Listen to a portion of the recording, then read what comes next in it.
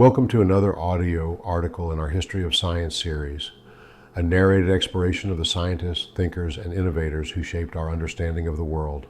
Today we look at a figure best known for rebuilding London, but whose first love was science, Sir Christopher Wren. Christopher Wren is remembered as the architect of St. Paul's Cathedral, a designer whose buildings still define London's skyline.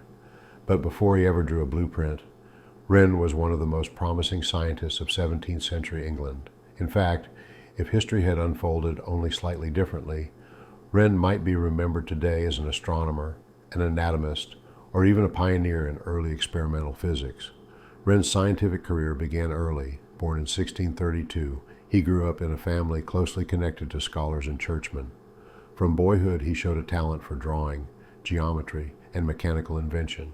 By his teenage years, he was already creating small models of sundials, machines, and instruments.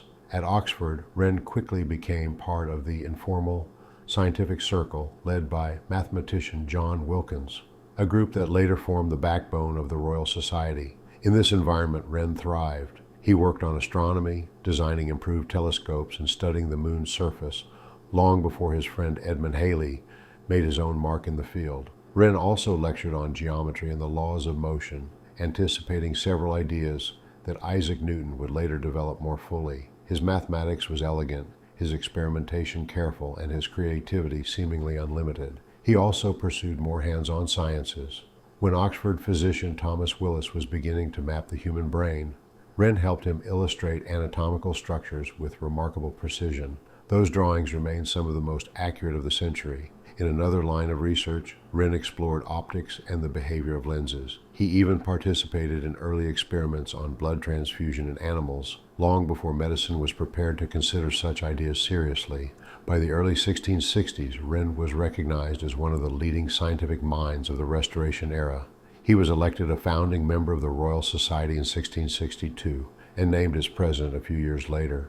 His lectures on astronomy, mechanics, and geometry were widely admired. If he had stayed the course, Christopher Wren might easily have joined names like Boyle, Hooke, and Newton in the front rank of English natural philosophy.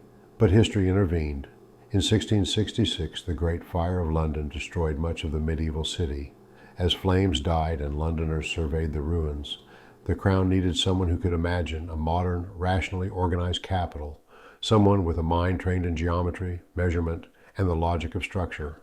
Wren's scientific background made him uniquely suited for the task. Architecture to Wren was simply applied mathematics and physics. His designs for the new St. Paul's Cathedral relied on precise geometric principles, careful load calculations, and an understanding of materials that came straight from his scientific training.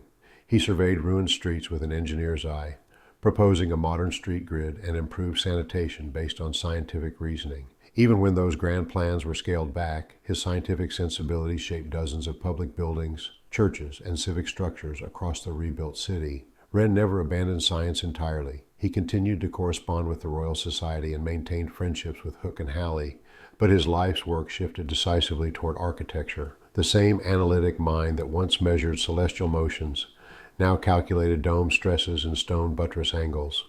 His scientific habits became architectural strengths. Today, Christopher Wren is remembered primarily as an architect, but his architectural genius cannot be separated from his scientific roots. He built cathedrals with a mathematician's precision and redesigned London with a natural philosopher's commitment to rational planning.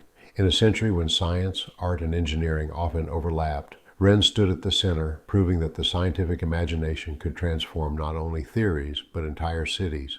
Thanks for watching this audio article in our History of Science series.